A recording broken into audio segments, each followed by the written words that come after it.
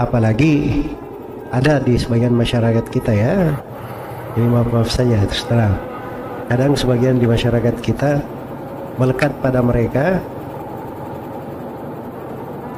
anjuran membaca Al-Quran, misalnya membaca surah Yasin. Itu berasal dari mana? Berasal dari hadits-hadits lemah atau hadits-hadits palsu. Nah, ini yang akhirnya banyak yang keliru di dalam hal tersebut. Padahal sebenarnya simpel ya untuk orang tua itu. Kalau misalnya kita ingin mendoakan, kita doakan pada saat sujud kita di sepertiga malam terakhir, pada saat kita sholat malam, itu akan lebih kuat dan hasilnya akan lebih besar untuk orang tua. Iya. Dan itu sesuai dengan apa yang disyariatkan. Apalagi ada di sebagian masyarakat kita ya, ini maaf saja terus terang, kadang sebagian di masyarakat kita melekat pada mereka anjuran membaca Al-Quran, misalnya membaca surah Yasin. Itu berasal dari mana? Berasal dari hadits-hadits lemah atau hadits-hadits palsu. Nah, ini yang akhirnya banyak yang keliru di dalam hal tersebut. Padahal sebenarnya simpel ya untuk orang tua itu. Kalau misalnya kita ingin mendoakan, kita doakan pada saat sujud kita di sepertiga malam terakhir, pada saat kita sholat malam, itu akan lebih kuat dan hasilnya akan lebih besar untuk orang tua. Iya. Dan itu sesuai dengan apa yang disyariatkan.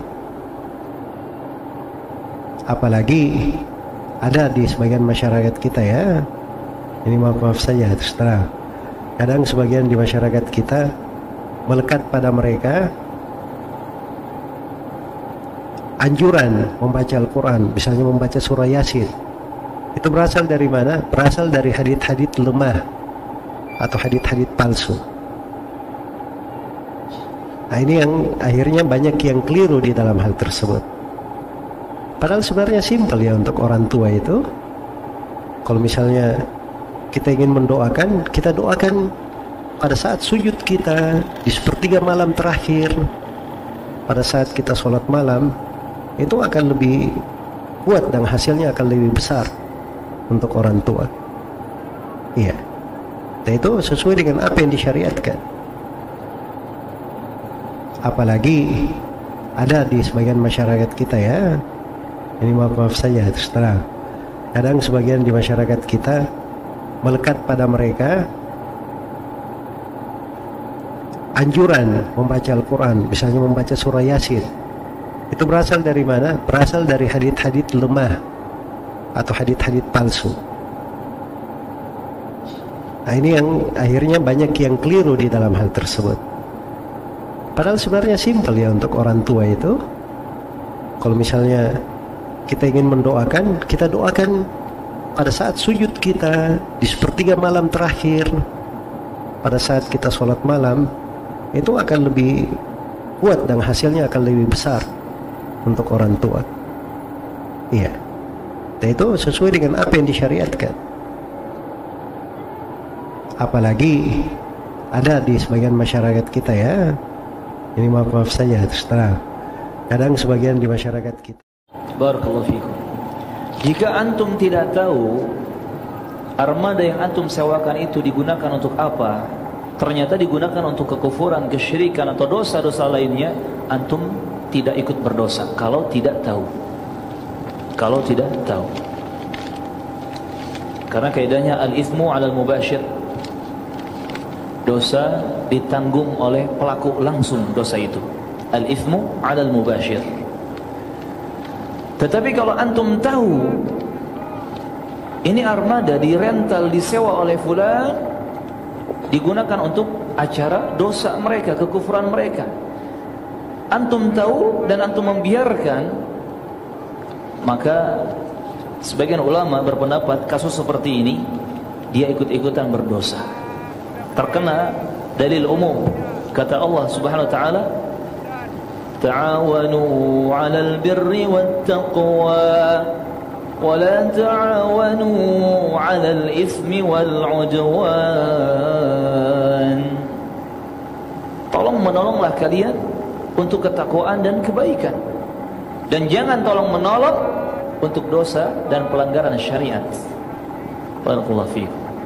Kalau sudah tahu, tolak saja.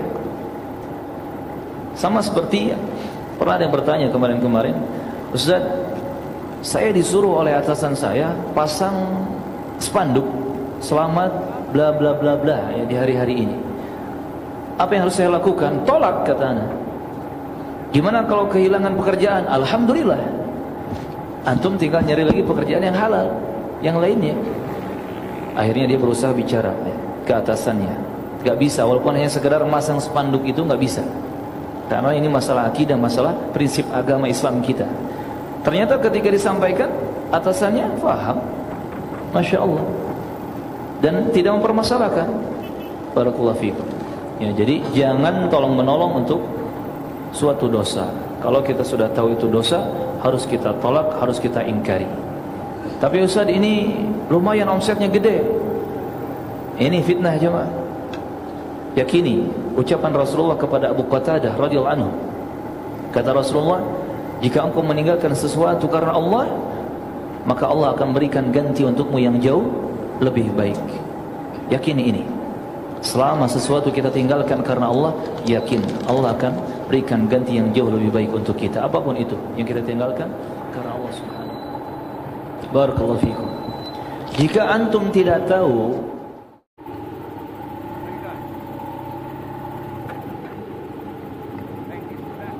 yang bersumpah dengan nama selain Allah, maka sungguh dia telah berbuat syirik. Jawabannya, siapa yang bisa menjawab? Karena gampang, terjadi penyamaan antara selain Allah dengan Allah dalam perkara khusus milik Allah. Selalu seperti itu. Cuma kalau ingin dikupas lagi, selain Allahnya di sini siapa, Ustaz? Bersumpah, hadis sahih, man halafa bi ghairillah faqad asyrak. Siapa yang bersumpah dengan nama selain Allah, maka sungguh dia telah berbuat syirik. Biar malam ini pokoknya kita begadang membahas tentang tauhid. Siapa yang bisa mengkupas ini? Anda sudah menjawab, karena terjadi penyamaan selain Allah dengan Allah dalam perkara khusus milik Allah. Tolong jelaskan, dalam perkara bersumpah dengan nama selain Allah, kenapa disebut kesyirikan? Selama ini kan kita hafal dalilnya. Hafal nggak dalilnya? Yang bersumpah kan di masyarakat umum, demi Allah, demi Rasulullah, demi ibu saya yang mengeluarkan saya, demi turunan saya 7 turunan, saya tidak mencuri. Syiriknya itu syirik. Tahu dalilnya kan? Tahu. Ketika ditanya, kenapa syirik? Bengong. Kenapa syirik? Karena terjadi penyamaan selain Allah. Siapa yang disamakan ini, Ustaz? Coba lihat, perhatikan. Ketika para ulama tauhid mengajarkan sumpah, artinya qasam, artinya adalah dzikru syai'il mu'azzam li ta'kidil kalam. Perhatikan baik-baik. Sumpah definisinya adalah menyebutkan sesuatu yang diagungkan untuk menekankan perkataan. Seperti orang tadi, si maling tadi, demi ibu saya yang melahirkan saya, sungguh saya tidak mencuri. Dia menyebutkan sesuatu yang diagungkan dia untuk menekankan perkataannya. Nah, ini sebuah kesyirikan. Kalau bersumpah dengan nama selain Allah, berarti dia menyamakan selain Allah. Dalam hal ini ibunya disamakan dengan siapa? Allah dalam perkara khusus milik Allah, yaitu apa? Pengagungan. Karena tidak ada yang berhak diagungkan kecuali siapa? Allah. Paham sekarang? Jadi ketika Anda melihat orang sesajen, wah syirik tuh. Ketika ditanya, kenapa syirik? Bengong. Ya kan? Zaman sekarang tidak cukup hanya menghafal dalil. Pahami dalil tersebut. Wajhul istidlalnya tahu.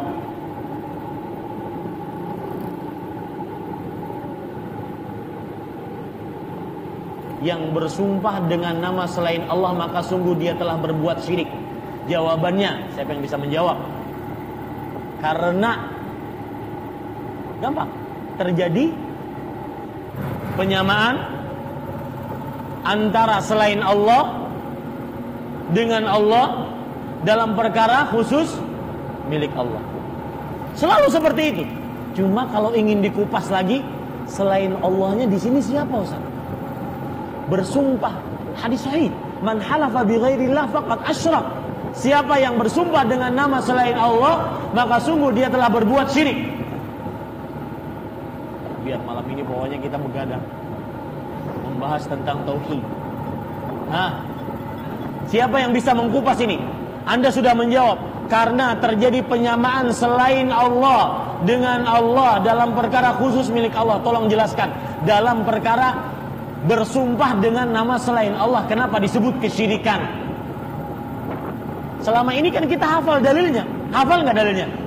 Yang bersumpah kan tidak di masyarakat umum, demi Allah, demi Rasulullah, demi ibu saya yang mengeluarkan saya, demi turunan saya 7 turunan, saya tidak mencuri. Syiriknya itu syirik. Tahu dalilnya kan? Tahu. Ketika ditanya, kenapa syirik? Bengong. Kenapa syirik? Karena terjadi penyamaan selain Allah. Siapa yang disamakan ini, Ustaz? Coba lihat. Perhatikan. Ketika para ulama tauhid mengajarkan sumpah, artinya qasam, artinya adalah dzikru syai'il mu'azzam li ta'kidil kalam. Perhatikan baik-baik. Sumpah definisinya adalah menyebutkan sesuatu yang diagungkan untuk menekankan perkataan. Seperti orang tadi, si maling tadi. Demi ibu saya yang melahirkan saya, sungguh saya tidak mencuri. Dia menyebutkan sesuatu yang diagungkan dia untuk menekankan perkataannya. Nah, ini sebuah kesyirikan. Kalau bersumpah dengan nama selain Allah, berarti dia menyamakan selain Allah. Dalam hal ini ibunya disamakan dengan siapa? Allah dalam perkara khusus milik Allah, yaitu apa? Pengagungan. Karena tidak ada yang berhak diagungkan kecuali siapa? Allah. Paham sekarang? Jadi ketika Anda melihat orang sesajen, wah syirik tuh. Ketika ditanya, kenapa syirik? Bengong. Ya kan? Zaman sekarang tidak cukup hanya menghafal dalil. Pahami dalil tersebut. Wajhul istidlalnya tahu.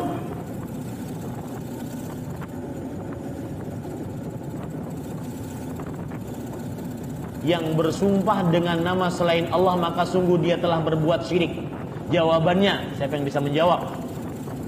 Karena gampang, terjadi penyamaan antara selain Allah dengan Allah dalam perkara khusus milik Allah. Selalu seperti itu. Cuma kalau ingin dikupas lagi, selain Allahnya di sini siapa, Ustaz? Bersumpah, hadis sahih, man halafa bi ghairillah faqad asyrak. Siapa yang bersumpah dengan nama selain Allah, maka sungguh dia telah berbuat syirik. Biar malam ini pokoknya kita begadang membahas tentang tauhid. Siapa yang bisa mengkupas ini? Anda sudah menjawab. Karena terjadi penyamaan selain Allah dengan Allah dalam perkara khusus milik Allah. Tolong jelaskan. Dalam perkara bersumpah dengan nama selain Allah, kenapa disebut kesyirikan?